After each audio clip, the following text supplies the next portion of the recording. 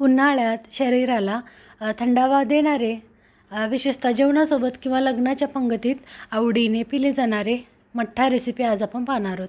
तर नमस्कार, मी सुजाता किचन मेनूजमध्ये मी सुजाता सर्वांचे खूप खूप स्वागत करते. रेसिपीला सुरुवात करूया. त्याआधी लागणारं साहित्य पाहू. अगदी साधी सोपी अशी रेसिपी आहे. दही लागेल, कोथिंबीर, पुदिना, आलं, हिरवी मिरची आणि जिरं लागेल, साखर. सुरुवातीला जिरे थोडेसे गरम करून घेऊ.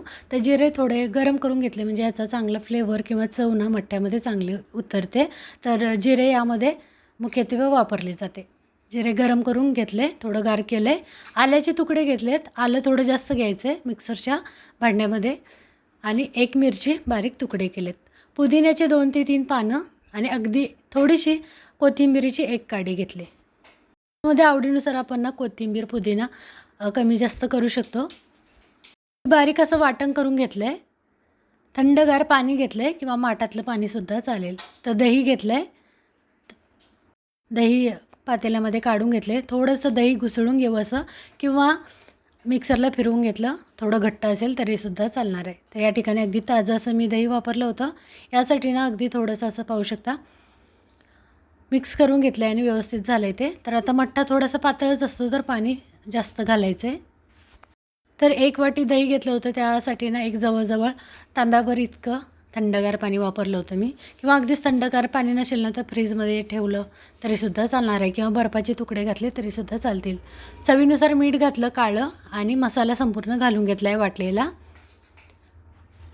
मिक्स करून घेऊ व्यवस्थित आणि या ठिकाणी आपलं झटपट साधा सोपा असा हा मठ्ठा रेसिपी किंवा मसाला ताक बोलूया बनून तयार आहे. त्यासाठी वापरलं दही ना अगदी फ्रेश ताजं असेल तर खूप जास्त मिक्सरला वगैरे फिरवावं लागत नाही. पाहू शकता अगदीच थोडंसं मी विस्करने फिरवलं होतं आणि आपलं बनून तयार झालं आहे. साखर घातली थोडीशी चवीनुसार. पिठी साखर घातली होती मी अर्धा चमचा आणि व्यवस्थित मिक्स केलं आहे. अगदी कमीत कमी साहित्यात असंही बनून तयार होतं. बर्फाचे तुकडे घातलेत. तर हा मठ्ठा ना अगदी थंडगार असाच असतो आणि अगदी पातळ असा. तर आपला मसाला ताक बोलूया किंवा मठ्ठा बोलूया.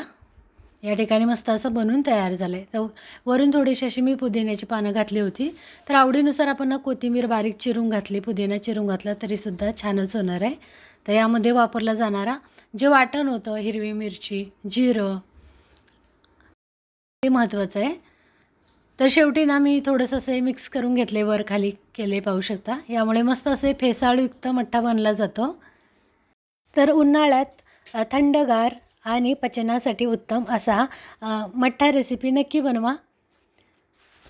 अगदी साधी सोपी अशी ही मठ्ठा लोकप्रिय महाराष्ट्रीयन थंडगार आणि मसालेदार दह्यापासून बनवली जाणारी रेसिपी आहे. तर दही, पाणी, आलं, हिरवी मिरची, कोथिंबीर, भाजलेली जिरेपूड, साखर, चवीनुसार मीठ घालून बनवले जाते. तर एरवी लग्न पंगतीत मिळणारा हा मठ्ठा ना घरच्या घरी असं या पद्धतीने आपण बनवू शकतो. तर व्हिडिओ आवडला तर व्हिडिओ खाली लाईक करून चॅनलला सबस्क्राईब करा. पुन्हा भेटूया. धन्यवाद.